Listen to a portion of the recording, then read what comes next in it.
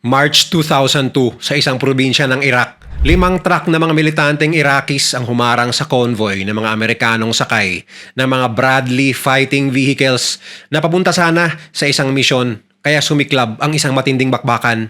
Dahil na sorpresa ang mga kano, naunahan silang paulanan ng bala ng mga kalaban bago pa man sila makalabas sa mga sasakyan na nagsilbing panangga sa mga balang nagliliparan. Ngunit kung sa akala ng mga bandido ay mauubos na nila ang mga kano, nag-super saiyan ng kanilang opisyal at gamit ang high-powered M242 25mm automatic cannon na nakakabit sa Bradley vehicles. Inubos niya ang 6 na rounds na bala at pinulbos ang truck-truck na kalaban.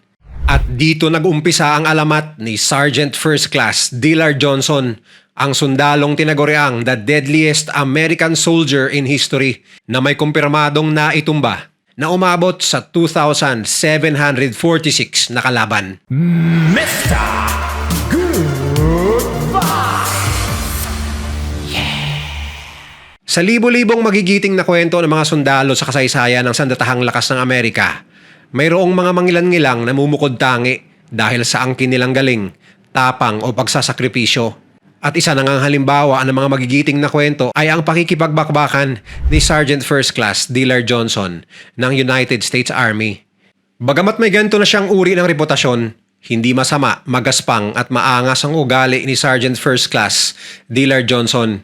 Sa katunayan, ayon na rin sa kanyang mga kasamahan sa kanilang dibisyon, mailalarawan nila ang kanilang commander bilang isang humble na tao, mapagmalasakit at mahinahon na katrabaho. Ngunit bago pa man sumabak sa umaatikabong putukan at patayan si Sergeant Johnson, siya muna ay isang tahimik na batang lumaki sa mapayapa at payak na pamayanan. Mula nang siya ay pinanganak noong August 28, 1964, tila nakadistino ng humawak ng armas ang batang Dillard. Habang lumalaki sa Island, Kentucky, naging model niya ang kanyang ama para mahanap ang hobby na kanyang magiging sandata upang smooth na makapasok sa US Army sa hinaharap.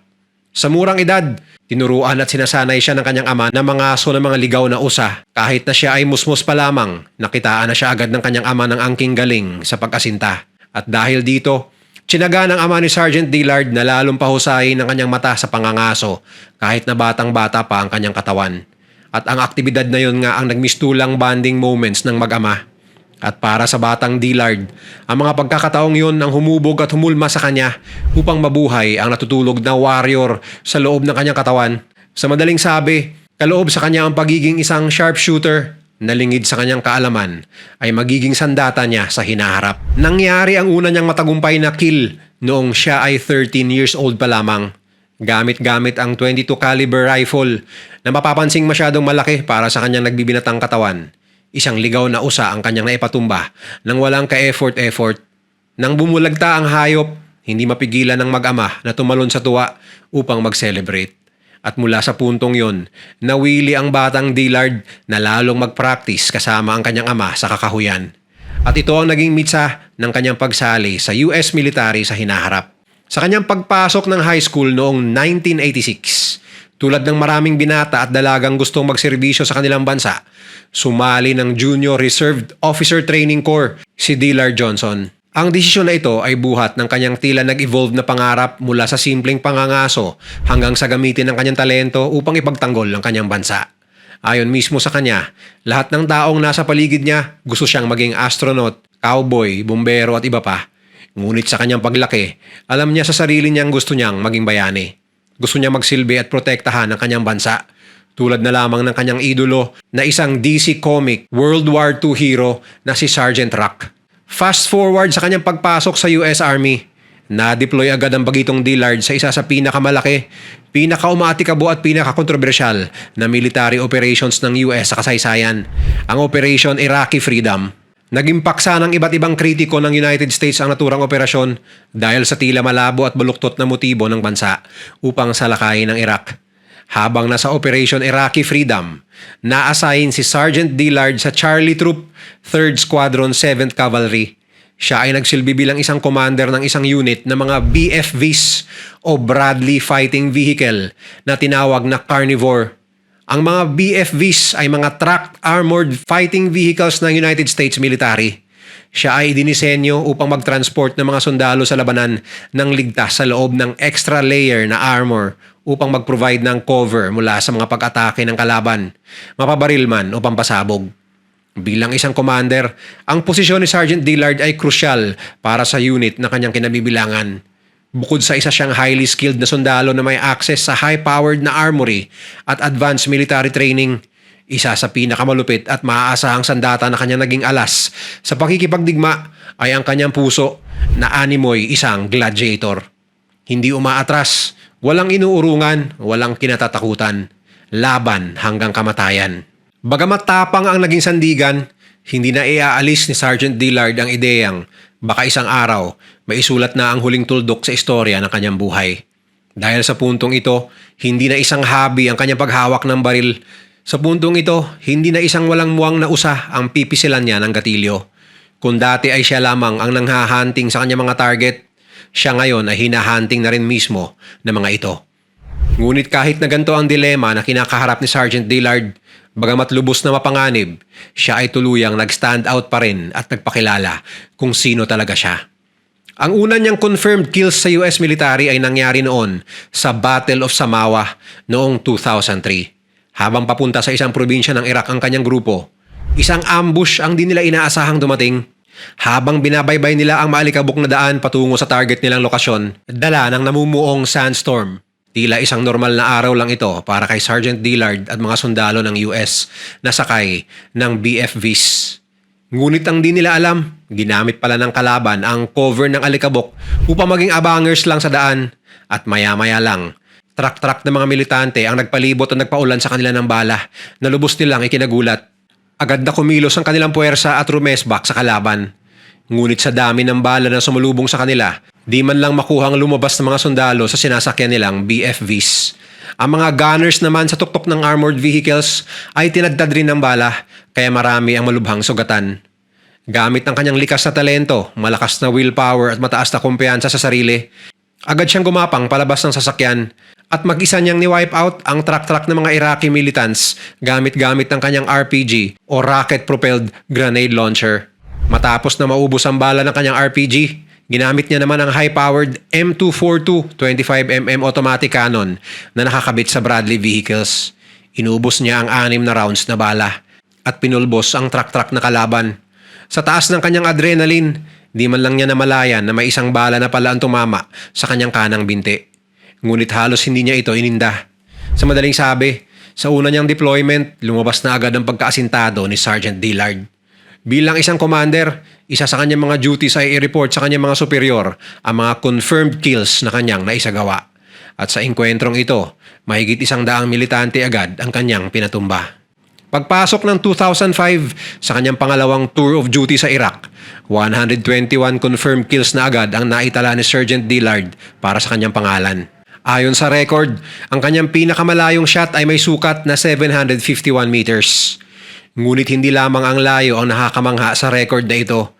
Maaring isipin ng karamihan na kaya asintado si Sergeant Dillard dahil gumagamit ito ng mga high-precision sniper rifles upang patumbahin ang kanyang mga kalaban ng malayuan. Ngunit ayon na rin mismo sa kanya, never siyang humawak ng sniper rifle sa kabuuan ng Operation Iraqi Freedom. Ni hindi raw siya nag-training sa isang sniper school at hindi marunong mag-operate ng isang sniper rifle noong mga panahon ng gera doon. Ang tanging kargada lamang ni Sergeant Dillard ay pawang mga stock na M4 at M14 rifles. Patunay lamang na naging malaking parte ang pagsasanay na ginawa nila ng kanyang ama nung bata pa siya. At para ma-achieve ang libo-libo niyang kill count, ginamit niya ang firepower ng BFV automatic cannon na nagsilbing opensa at depensa ng kanyang buong unit sa maraming engkwentro sa Iraq. Taong 2015, isang ISIS officer ang nag-publish ng home address ni Sergeant Johnson sa Amerika, pati ang litrato ng mga mahal niya sa buhay sa website ng ISIS at sa social media site na Twitter. Kasabay ang panawagan sa lahat ng kanilang mga kasapi na gawing primary target ang sundalo dahil sa daming buhay ng mga Muslim na kanya di umanong kinitil. Kasama niya sa listahan si Navy SEAL Robert O'Neill na siyang umako na bumaril at kumitil ng buhay ni Osama Bin Laden. Ngunit hindi nagpatinag si Sergeant Dillard sa bantang ito at mariin niyang sinabi na handa siya sa lahat ng oras na ipagtanggol ang pamilya at sarili. Sa kabila ng lahat ng pagbabanta, Wala namang naiulat na pag-atake na naganap sa kanya maging sa kanyang pamilya hanggang ngayon. Malinaw na panay propaganda lang ang habol ng teroristang grupo. Pananakot lang kumbaga. Ngunit katulad din ng maraming war veterans, hindi exception si Sergeant Dillard sa mga epekto ng giyera sa isang individual. Ayon nga sa kasabihan, the war doesn't end when they return home. Bukod sa trauma na kanyang na-develop, nagkaroon din ng malubhang sakit si Sergeant Dillard. Matapos ang kanyang deployment sa Iraq, siya ay na-diagnose ng stage 3 Hodgkin's lymphoma. Ang naturang karamdaman ay isang uri ng cancer sa immune system ng isang tao. Ayon kay Sergeant Dillard, malamang ay nakuha daw niya ito sa paglanghap ng mga particles mula sa armor-piercing depleted uranium shells mula sa mga armas na pambato ng kanyang pinamunuang BFV unit. Aniya, halos araw-araw siyang exposed sa substance na yon. Pag tumaas ang temperatura ng mga naturang bala, nagiging radioactive ang mga yon na maaaring magdulot ng cancer sa isang taong exposed doon na mahabang panahon. Ngunit ganoon pa man ang kanyang sinapit, ayon mismo kay Sergeant Dillard, walang ni isang pagsisisi ang kanyang nararamdaman mula sa kanyang pagsali sa US military. Aniya, matapos ang lahat, iyon raw ang kanyang pangarap at naisabuhay niya yon. Mayroon naman mga treatments para sa gantong kondisyon tulad ng radiation therapy, cancer immunotherapy at chemotherapy na isinagawa rin kay Sergeant Dillard na naging sanhi ng kanyang mabilis na recovery. Patunay lamang ang pagiging warrior nito sa labas at loob ng giyera sa Iraq. Ayon sa kanya, hindi naman siya nag-ala-Rambo sa kanyang deployment sa Iraq. Hindi niya hinayaan na pangunahan siya ng kanyang galit. Dagdag pa niya, pumatay lamang daw siya dahil kinakailangan. Naging brutal lamang siya dahil parte yon ng kanyang sinumpaang tungkulin. Sinabi rin mismo ni Sergeant Dillard na para sa kanya, hindi siya pumatay ng kahit sino man na walang balak na patayin rin siya. Sa madaling sabi, lahat ng kanyang confirmed kills ay may intensyong lagyan siya ng mainit na bakal sa ulo. Matapos ang kanyang deployment sa Operation Iraqi Freedom, marami siyang naiuwing remembrance mula sa gera. Una ay isang balang permanenteng nakastak sa kanyang binti. Pangalawa ay ang Iraqi flag na mismong nakalagay sa limousine ni Saddam Hussein na kanilang na-intercept sa isang maliit na operasyon sa Iraq. Siya ay nakapag-uwi ng 37 na mga medalya at parangal tulad ng isang Silver Star at 4 na Purple Hearts.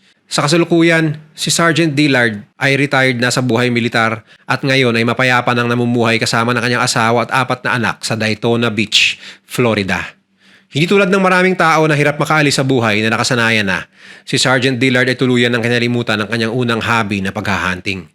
Kahit na naging malaking parte yon ng kanyang kabataan at pagkahubog bilang sundalo, hindi niya pinilit ng kanyang panganay na anak na lalaki na sumunod sa kanyang yapak. Imbis na paghawak ng baril at paghahunting, ang bonding na mag-ama sa kasalukuyan ay pag-i-enjoy sa beach at surfing. Bagamat marami siyang magigiting na kwento mula sa kanyang mga deployments sa Iraq, matagal na nanatiling tahimik si Sergeant Dillard at pagpatak ng 2013, nag-publish siya ng isang libro na may title na Carnivore. Sa naturang librong yun niya mismo sinabi na mayroon siyang naitalang 2,746 confirmed kills. Ngunit binalot rin siya ng kontrobersya dahil sa claim niyang ito. Ayon sa kanyang mga kritiko, sa cover lamang raw makikita ang bilang ng kanyang inireport na confirmed kills. Bagamat tunay na mayroon siyang 4 na Purple Hearts at Silver Star, ayon sa record ng US military, walang paraano pa makumpirma isa-isa ang halos 3,000 confirmed kills na nakakabit sa kanyang pangalan. Ayon kay Dan Murphy, isang journalist, nakapanayam niya si Sergeant Dillard at sinabing malaki raw ang parte at ambag ng kanyang unit na kinumand upang umabot sa bilang na gano'n ng kanyang confirmed kills. Ayon pa sa naturang panayam, may isang punto raw na nagpaputok siya ng mga armor-piercing ammunition sa isang engkwentro na umabot sa 7,000 ang bilang. Bagamat marami pang mga haka-haka at mga pagdududa sa media at sa mismong mga kasamahan ni Sergeant Dillard sa loob ng US Army, totoong hindi maitatanggi ang kontribusyon na naiambag niya sa Operation Iraqi Freedom. Dahil sa angkin niyang talento sa pag-asinta at pagkalabit ng gatilyo, ekstraordinaryong tapang at puso na malagladiator, naging kasangkapan siya upang protektahan hindi lamang ang bansa, kundi pati na rin ang unit na kanyang kinokomand. Ayon sa isang statement na ibinigay niya sa New York Post, ang kanyang karanasan sa loob ng US military ay isa raw malungkot na kwento. Para sa kanya, hindi niya iniisip kung ilan ang kanyang napas lang. Hindi niya ipinagyayabang kung gaano siya kaasintado o gaano siya kapulido trumabaho. Ginawa lamang daw niya ang kanyang sinumpaang tungkulin sa ngalan ng kapayapaan, mga kasamahan at bansang kanyang pinoprotektahan. Kung nag-enjoy ka sa video na ito, i-share mo naman sa iba at mag-subscribe ka na rin. Huwag kalimutang panoorin yung mga videos na nasa kanan para lalo pang maubos ang oras mo.